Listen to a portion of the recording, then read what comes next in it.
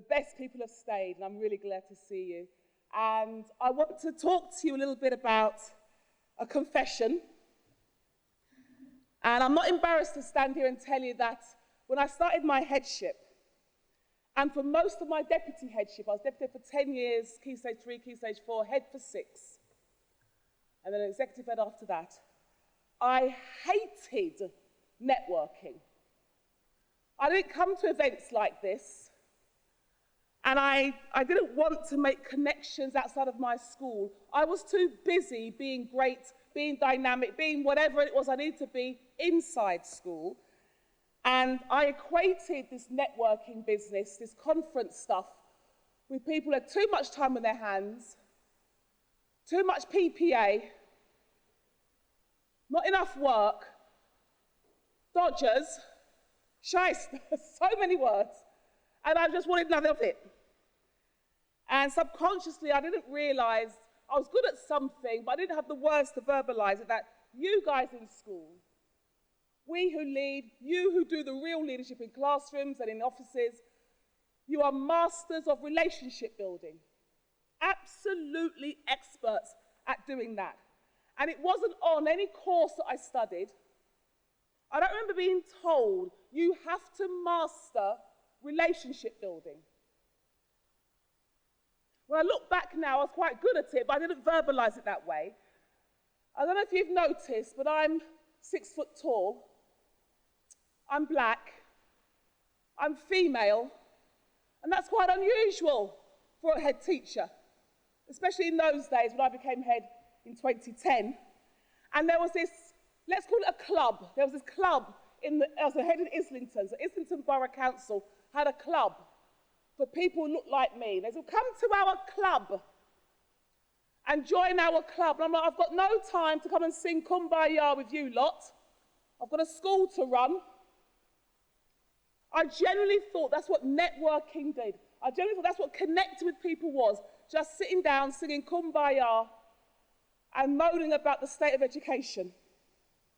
I've got a different take on it now, after having run schools, but let me tell you one of my courageous statements, and it's this. And all 7 of these are in the book. I've got the books outside for sale. You can scan your eyes. I have a machine. The statement is this: I can work on my own. I can work with others, and I can work through others. All of you can do that. All of you do that, but have you thought about that? I can work on my own. I can work with other people, and I can work through other people.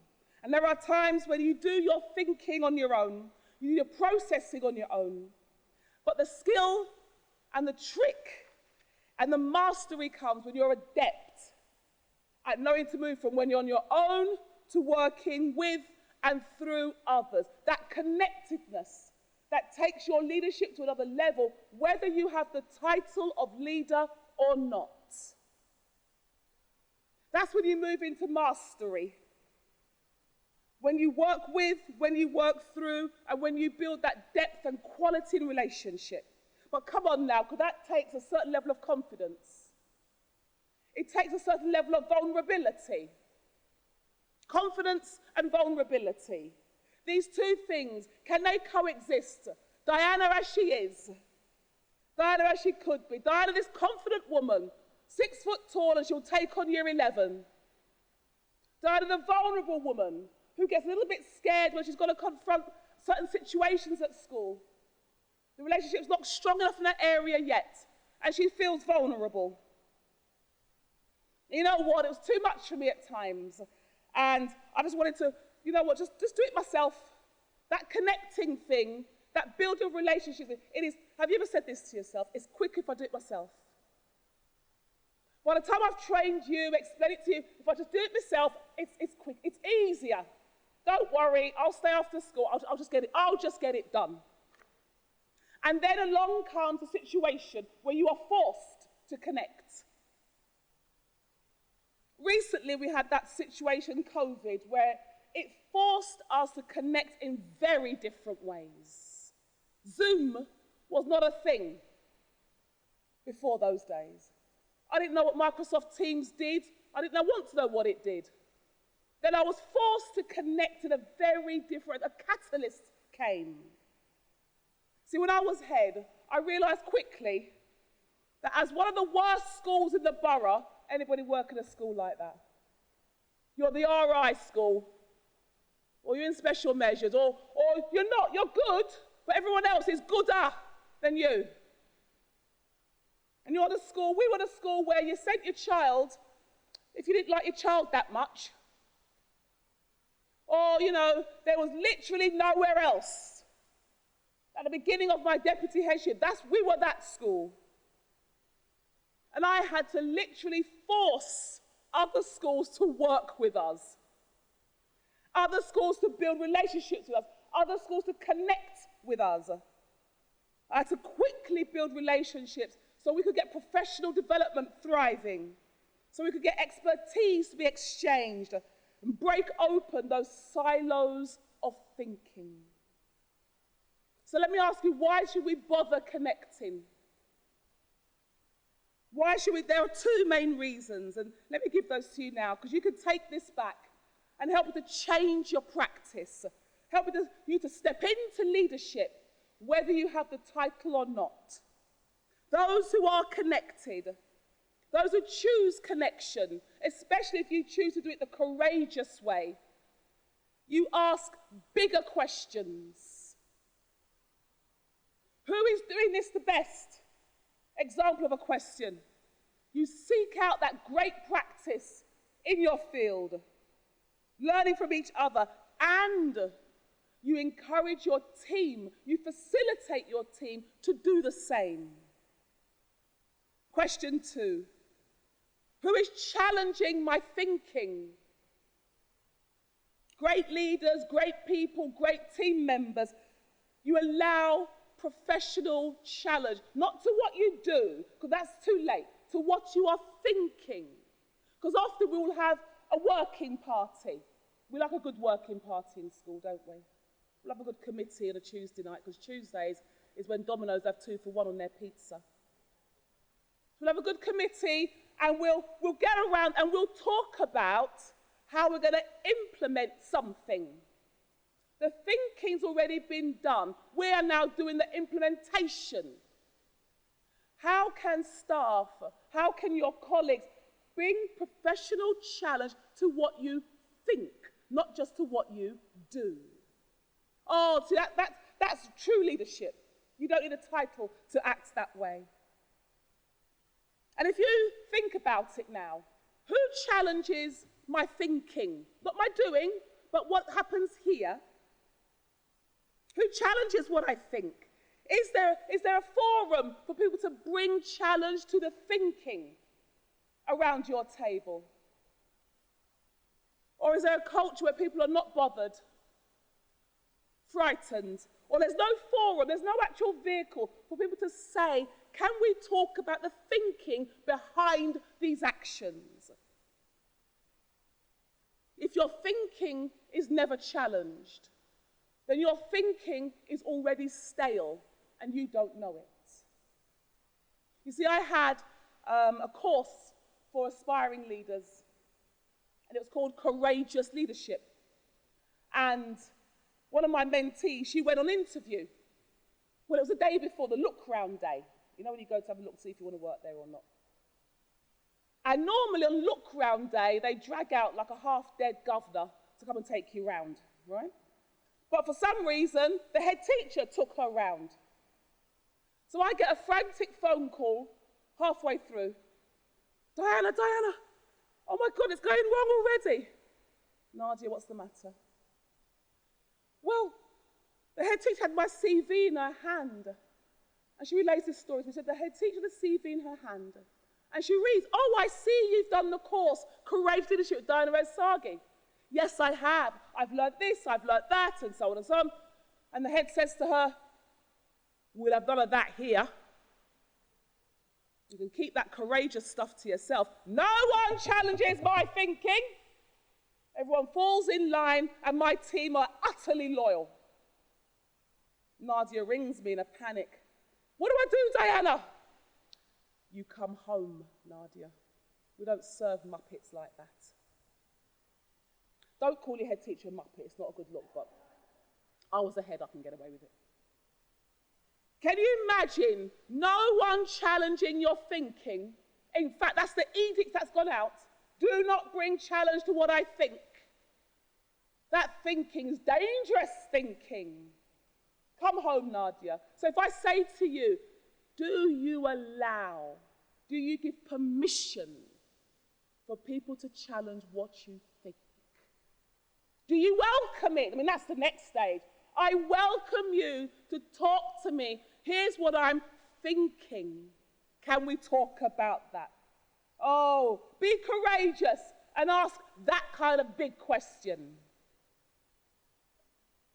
Another question that people who are connecting in schools, they ask this one: what are my values? And that's a big bandwagon right now. It's all about value, leadership, and so on. But you know what it is. It's what's really important to me as a person, and do people know it? You see, I used to inspect schools for Ofsted.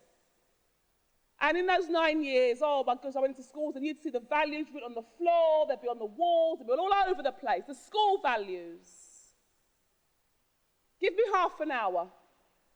As I'm walking around the school, I could tell if the values were a lived experience or if they were an exercise generated by, an advertising agency or something. Or the kids made them in an assembly, but they had nothing to do with the life of the young people or the staff.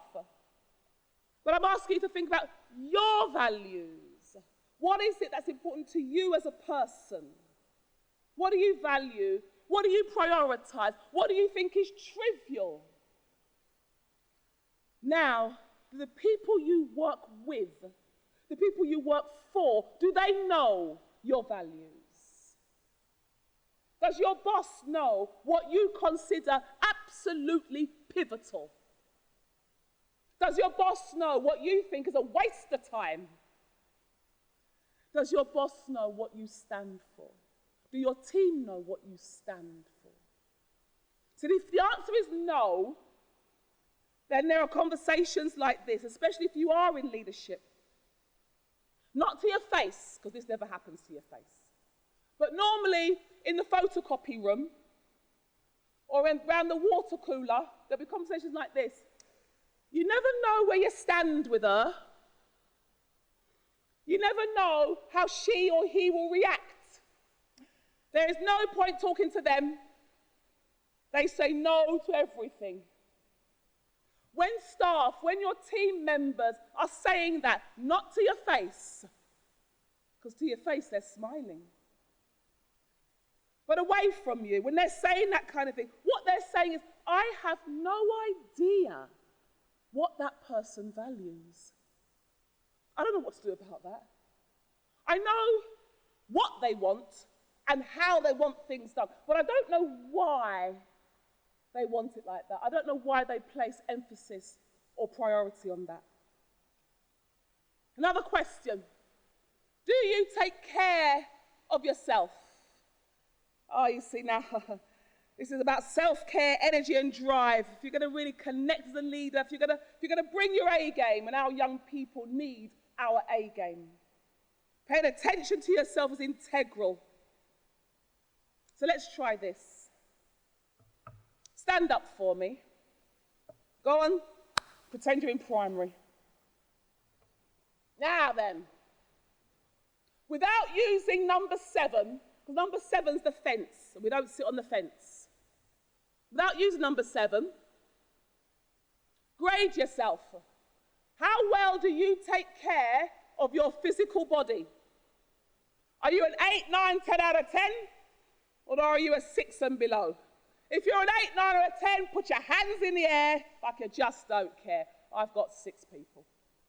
There's one waving there at me. 3, 4, 5. If you're a 6 or below, take a seat because your back is hurting you.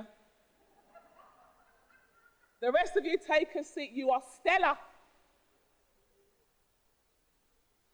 If you've not got enough exercise and sleep and water and fun, relaxation and laughter in your own life, then your resilience gets eroded just by the sheer pace of life in school.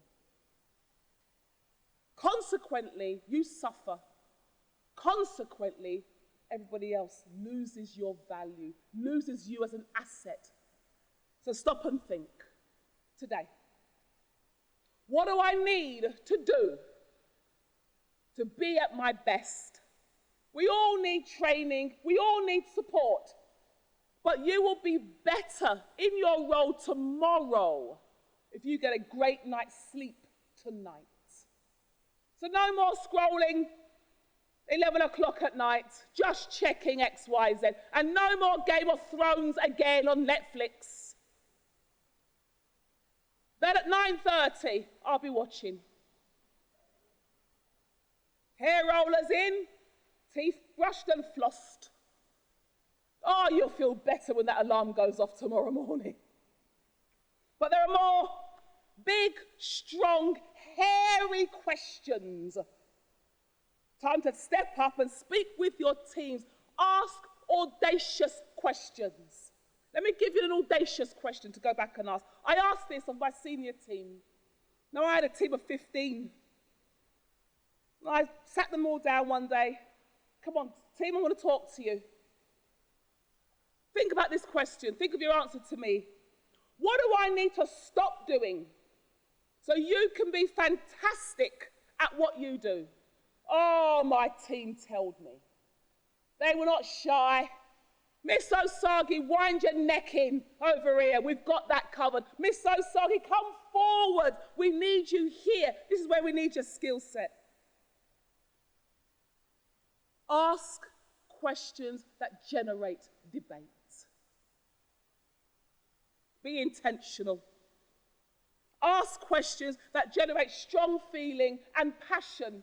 Because out of strong feeling, out of passion, innovation is born. Health is developed in the organisation. Let me give you an example. See, I'm a Tottenham fan. I know. It's been 40 years of torture. We've won nothing. We've had some of the best managers come through. Nothing. We've got a final on next week or so. I'm not confident. Is it today? Oh, well, there we are. That shows you how confident I am in that. I'm not confident at all.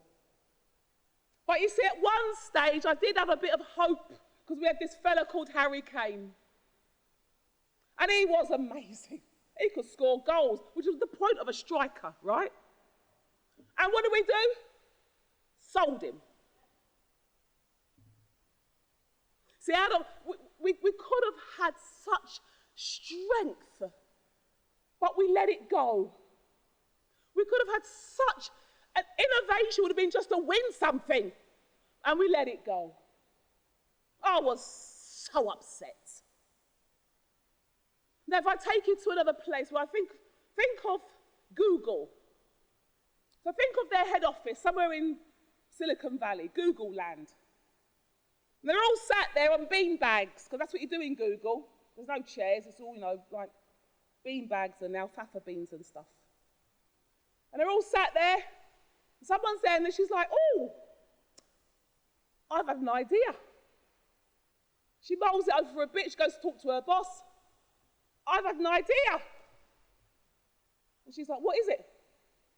And she says this.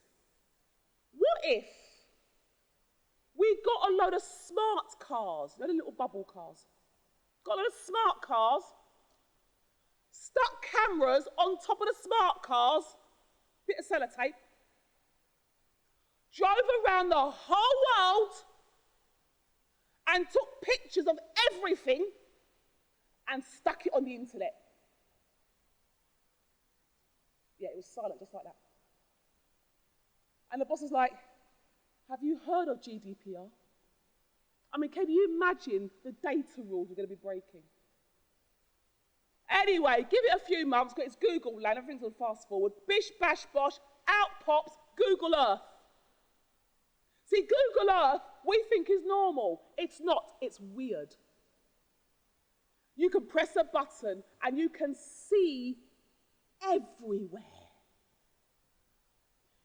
You and your teams are having Google Earth ideas in your schools all the time.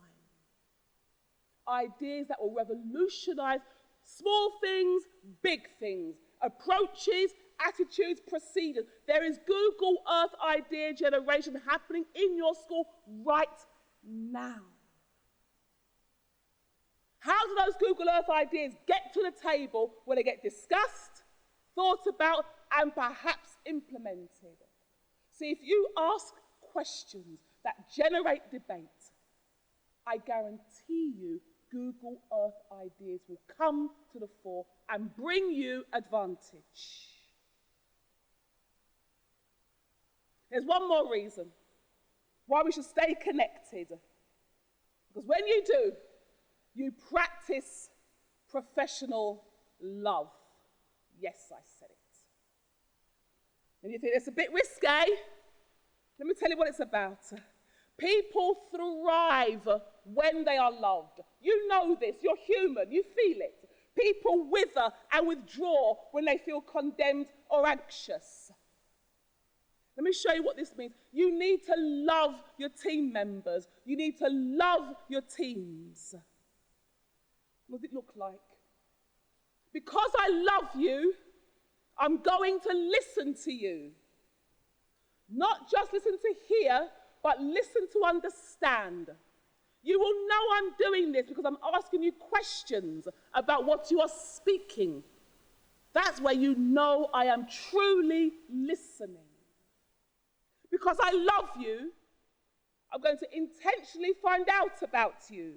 Not just your skills, not just your talent, but your values. What motivates you as a person? I do this because I love you. Because I love you.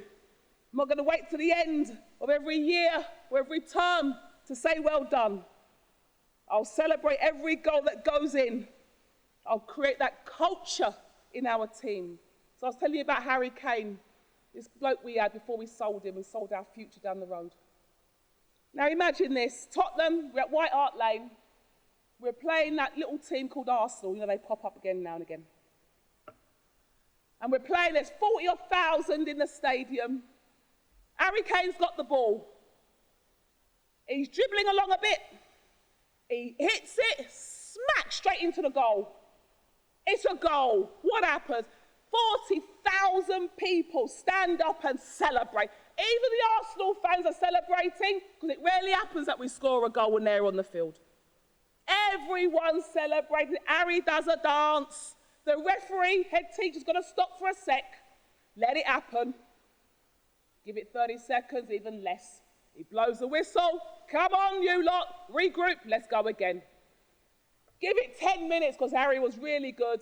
He gets the ball. He hits it. It hits the crossbar. It's a nearly goal. But we celebrate the nearly goal because we're Tottenham. We celebrate the, come on, Harry, keep going, my son. And we celebrate the nearly goal. We celebrate the goals as we score.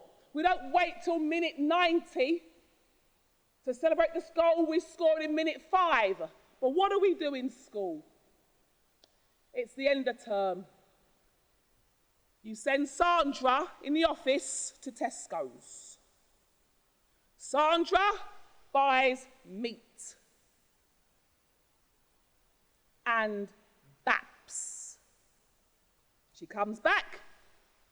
Terry, school caretaker, gets the barbecue out from under the stairs into the quadrant, switches it on, and we roast the meat and we give it to the staff.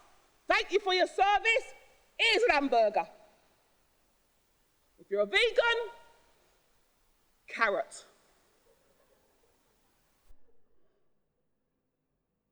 We reward our staff for the goals they've been scoring day in, day out with roasted meat.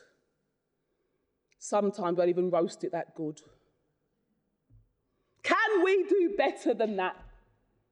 Can you, if Tottenham can get 40,000 people to celebrate for 30 seconds because a goal went in, can we find a way, can you find a way of celebrating as your team members score goals? Day in, day out, bringing advantage, bringing strategic quality to the team, and we give them roasted meat and a bit of coleslaw. We can do better. Because we love them, we can do better. Shall I tell you one more? In the workplace, we're connected together. We are all leaders in one way or another. One more. Because I love you, I will not allow you to settle for mediocrity. I will hold you to account sensitively, but robustly, and ensure you have what you need to do your best. With strength, I say, look at the mirror of accountability. Come on. We can do better than this. Because I love you, I create the conditions for you to thrive. Psychologically, you are safe with me. I'm not here to hurt nor condemn you. But I will have high expectations. We're on a good team here. There's a lot to do. Inclusion at the heart of what we do. We are motivated by love, and I love you. So I'm coming to a close. So let me ask you, who are you?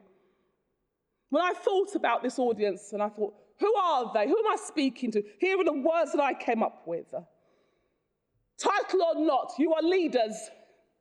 You're experienced. You're communicators. Knowledgeable and you're organized. Reliable and empathetic. Deep thinking. Experts in your field. And you stand as the vanguard of education for this nation. So the next time someone says to you at a cocktail party, and you're there, vol au vent in one hand and cocktail in the other, what do? Say this to them. I am a captain in the army of change. I stand at the vanguard of education in this nation. And watch them back away from you like you've lost your mind. I don't know what you do in school, but I value what you do. So as one captain in the army of change, to all you fellow captains, I salute you and I say thank you for your service, because year 11 are not going to say it, are they? Well done, people. It's been a pleasure talking to you.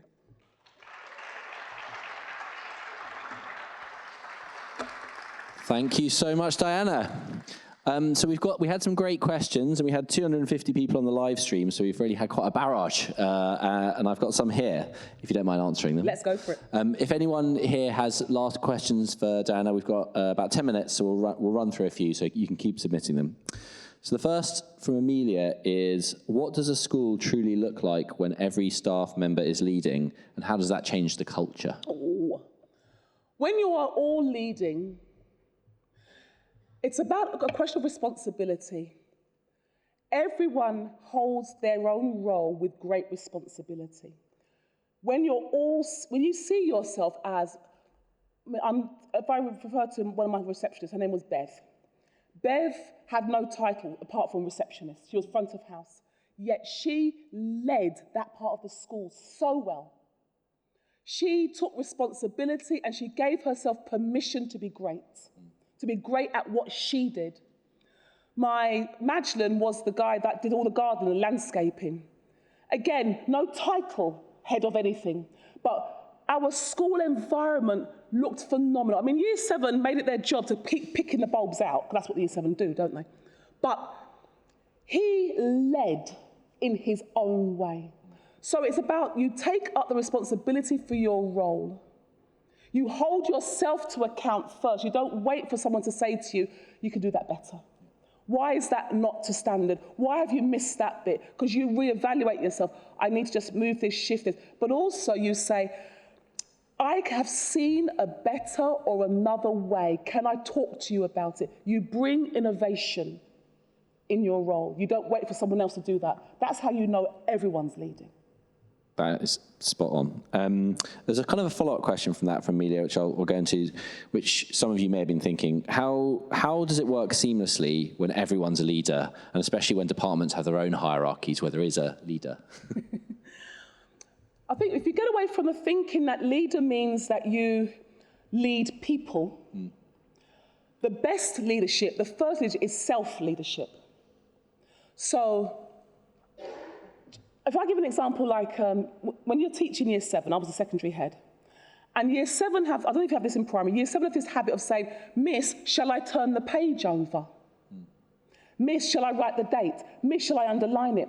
And we have to teach them, you can lead yourself. You don't need someone to tell you, when you finish that page, turn over, you know? So I'm remembering my attendance officer, and before we had Arbor, isn't Arbor amazing? I mean, hello. But we were doing attendance phone calls and attendance texts and all, it was another hullabaloo. And rather than me saying, could you send a text to the parent, or all that, she just devised her own system. She brought the system for checking to make sure that it was compatible with what we wanted to do. But we hadn't even thought of that. But she brought, this is my job, but for me to be good at my job, I need this system implemented. She led it. Does that make sense? That's how it's seamless. Yeah. I totally get it. And I mean, I think when everyone's a leader feels empowered. Absolutely. Because you don't have to carry all the burden yourself. Here's a question for you, I think maybe personally. How do you actually fit everything in, trying to make decisions, do the work on yourself with fitness, fun, and running a busy household at the same time? I don't sleep. No, I prioritise. I only do what I'm supposed to do. So if you ask me, Diana, can you do a keynote on SCND? No, I don't know anything, nothing. Can you do a keynote on data, timetable? No, nothing. I do leadership.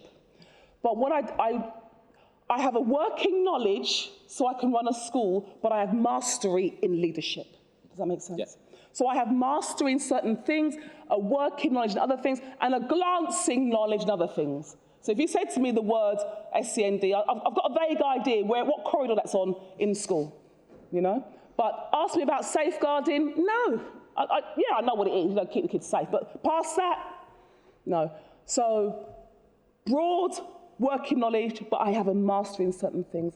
And then when I'm working, I'm working. I'm not checking WhatsApp. I'm not on Facebook. I don't allow my attention to be diverted. So I will do 90 minutes of deep work and get it done, probably more than what people get done in a day. Because nothing will distract me. No emails, I don't have to go to a toilet, nothing. But when I'm playing, when I'm doing fitness, I'm doing that. You know, so I put things into the right boxes. When I was head, I did 8 till 6 most days. I didn't do, this 12-hour, never leave, hair falls out, get eczema kind of headship. You know, I did 8 till 6, apart from governor's nights, which, oh my God, that went until whenever. And it was, the school play, oh God. And as head, you've got to go every night, Other than that, and a couple of hours on a Sunday afternoon for thinking. Yeah. But when I'm working, I am focused, laser focused. I think that's a good tip for us all. Here's another one. SLT rarely practice what is preached. How would you manage and I suppose challenge unrealistic expectations from those who do not understand your role? Brackets, I'm in data. Let me give you a tip. Let me give you that person a sentence. So when you're trying to speak truth to power, you can use this sentence. I use this one when I'm coaching leaders. You sit down, coffee and cake. It's not a formal meeting, right? So no writing down or anything, but it's this. Sarah, when you do X, whatever X is, when you send those sarky emails, when you sit there on your phone in the meeting, look like you're disinterested, when you do X, Y is the result. We feel a lack of morale, we feel misunderstood, whatever. When you do X, Y is the result. Is that your intention? Then you're quiet. Sarah will now lie to you. No! That's not what I meant at all. Oh no, you misunderstand me, whatever. Let her say what she's going to say. Sarah, what could you do differently so that Y changes, or is eliminated, or is mitigated? But Y is not the outcome. It's a concern to me. Then you're quiet. Don't suggest nothing. Let Sarah say it. Well, I will do X, Y, Z. Sarah, I'm grateful for that. Can I check back in with you in 2 weeks? So we can see how it's going. So because you're right, sometimes SLT don't do what they said they were going to do. And it's hard to speak truth to power, but you're asking, is that your intention? I hope that helps. That was really good. I think that answered another question that came through about challenging leaders who don't open themselves up to the kind of constructive challenge you were talking about. I think people are enjoying your audacious questions. Are there any more that you have? No, there's no more. It's just ask the question that people need to know the answer to. There's never a room, there's never a time where profanity is appropriate. So it's not about being rude, it's not about being aggressive, but it is about, can I ask a question of truth? I feel vulnerable asking it, but I need to know the answer. Yeah. So you can preface it like that. Yeah. Can I ask something? I want to make 2 points to move this conversation forward. You make a point, someone jumps in. I want to make 2 points. When I finish, you can jump in, but I do need to get the answer to these questions. Yeah? I need to move forward in my thinking in this way, therefore I need this answer. This is a tricky question, but we're mature guys, we can do this. Can I ask this question as I see it? Yeah? So it's about showing your intent. If you have nefarious intent when you ask questions, expect to get shot down. You're asking that to be awkward. You're asking that to be argumentative. I will take you out. But if you're asking that because genuinely, it's an awkward question, but you need to know so you can move forward in some way, bring it, not a problem. So it's about purity of your motivation, as well as the question itself. I think that is a great way to end. I just want everyone here and everyone on the live stream, although I can't hear you, please put your hands together for the fantastic Diana Osagie.